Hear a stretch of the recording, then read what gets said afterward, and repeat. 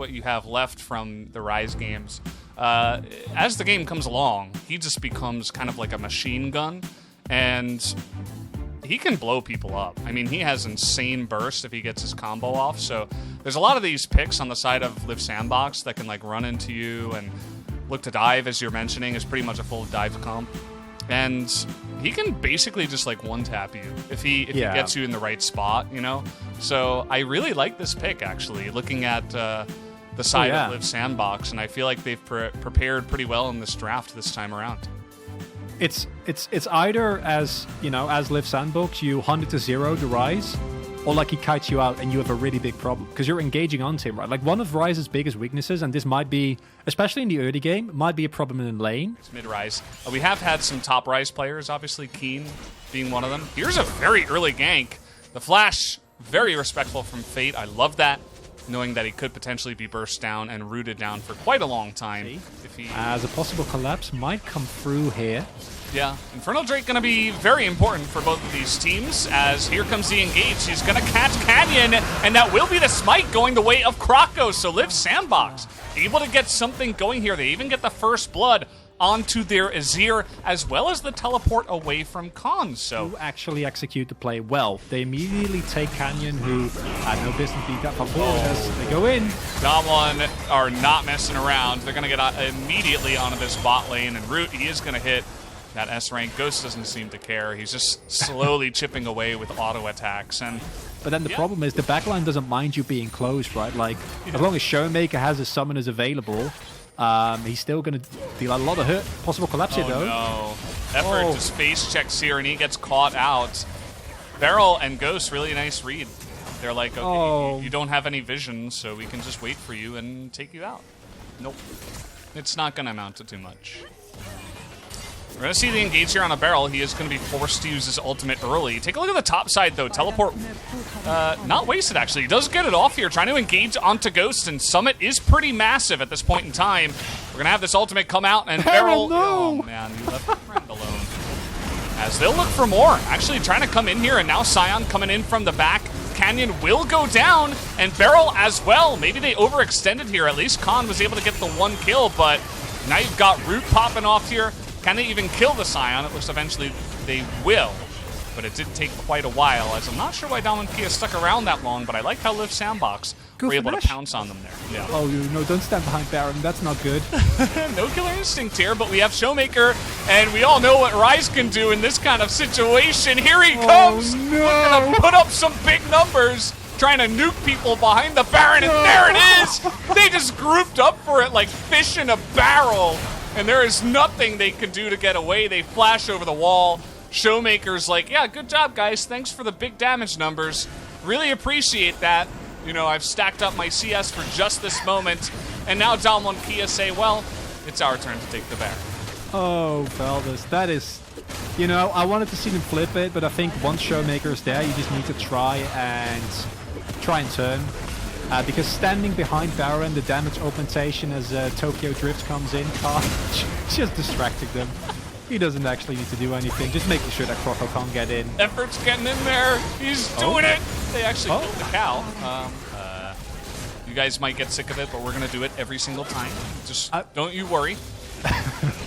I was never the biggest Transformer fan, but as I said, I've seen many a Sion in my day, and there's nothing I love more than a Sion like really like drifting, almost hitting a team and then failing as a possible team fight here. Yeah, this time Beryl is going to have some help from Showmaker on the top side. You can see Live Sandbox, they're just not comfortable to engage into this. Showmaker just stands the rel up, look to push the inhibitor and look for picks, and Showmaker has already turned into that machine gun. Flashes onto Fate, and Ghost immediately gets in there. Root and his friend Kroko is going to have to run away. Summit's like, yep, I wish I wasn't the only one that had anything going for me in this game. Immediately going to get nuked down. And they still have the Baron, and they're still pushing. Taking down the turret, and now he's going to back and then teleport, so that's okay. You know, we forgive him for that. Keep the minion alive, but this is a return to form here as Samira goes in. Yeah, Samira gets in there, and now with both the damage dealers down, Kroko looking to take down Canyon. Doesn't have that lead, but will eventually pick it up. Now Khan is going 1v2. Do it, and Khan. He's going to be able to take out... Oh, no. Effort is going to step away. And Krako a little bit too mobile, even though he does have that super minion on him. Khan, and you're going to have a fun time. Oh, they're going in. Yeah, they want to just kill them, actually. They're not even going to waste any time. You see that Summit with those 2 items, he is pretty rough to take down, and Showmaker gets a little bit too confident this time around. Khan, he's a front line, but now he's all alone in the front line. Effort trying to help out here. The Kai'Sa's still alive, and Ghost trying to go 1v5 a little bit, and Damwon kind of dropped the ball there. Lives Sandbox immediately able to turn onto Showmaker. They know he's the big threat, and they take him down.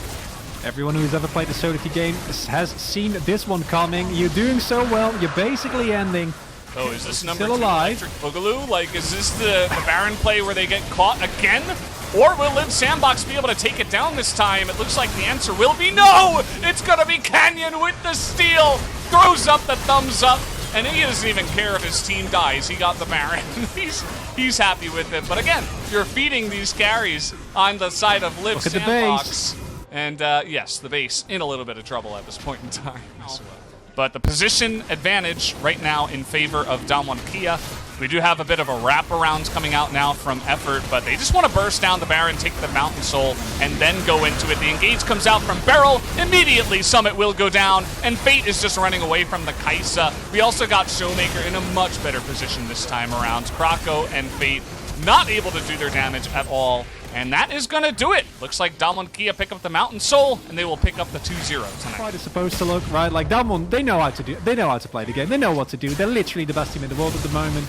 I mean, maybe Fred Breen is. As I say that Canyon is like Kroko. We're gonna tussle, baby. But just trading thumbs up. I'm pretty sure Canyon dies. Kroko? I don't. He does not win know this. About that, the spear lands. Oh, and he gets shot mid jump. Meanwhile, Train to Busan coming in. There you go, GG 2-0. Damwon Kia pick up the win on the comms at that point. Take a look at that Scion damage. Big boy Scion. He's not just a soaker. He's just he just does a lot of damage. And you know, he was part of a lot of fights, so that's the way that goes. And at the end of the day, it is Ghost that picks up the most damage. And you mentioned the Rise damage. He was actually 3rd on the team, so sometimes that's the way it goes. And that's how Damwon Kia extends their winning streak to number 4 here in the LCK. And we saw Rise coming out for the mid-roll after almost a year. For Rise, it's been coming up here in other regions, but this is not a champion that's having a huge success, but definitely the players with proficiency are able to pick up some of the wins, for example, Doinbi and Jijuke.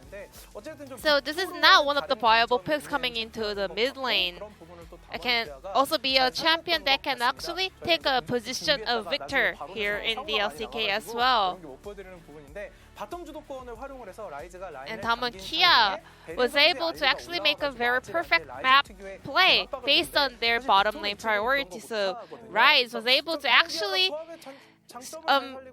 control the mid lane wave in order to make a rotation on the other side of the map. We had a lot of mid ban coming out today, so we were thinking about Victor to come into Azir, but it was actually Rise. And we had a Rel game coming out, but this is not a champion that can have a great game into Graves and Alistar. Now let's take a look at the highlight where Liv Sandbox was going for this Baron hunt, but somehow it didn't work well. Liv Sandbox was able to find a nice angle to win a team fight. So they were able to kill Canyon, and then they got multiple kills as well. So Scion buys as much time as possible, and then Rise recalls, and Kai'Sa has this lifesteal and also takes HP back from this honey fruit. And also with that Scalder Crab, she was able to regain some of the HP. So Rise came back from the base with full HP and joined for that team fight.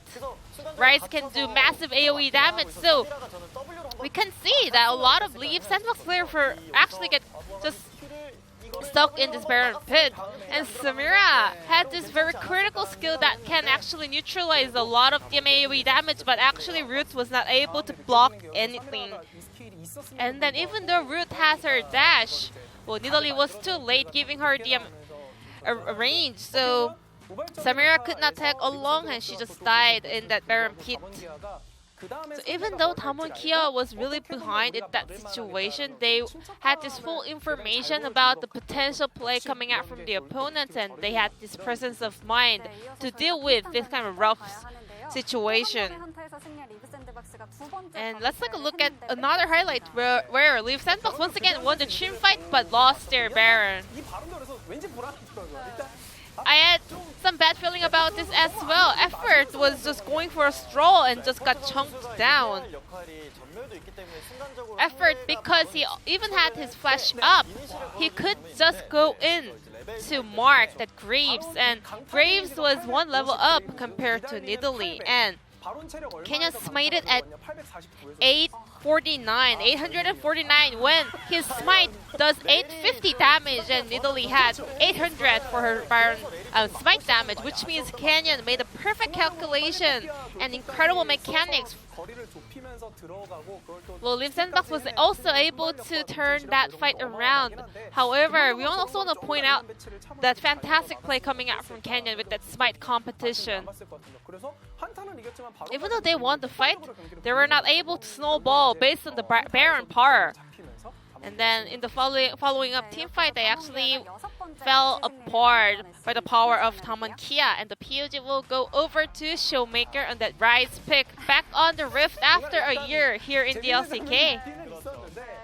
They did have some fun moments, but Showmaker was doing a fantastic job from the get-go, and here when Tamon Kia was in danger.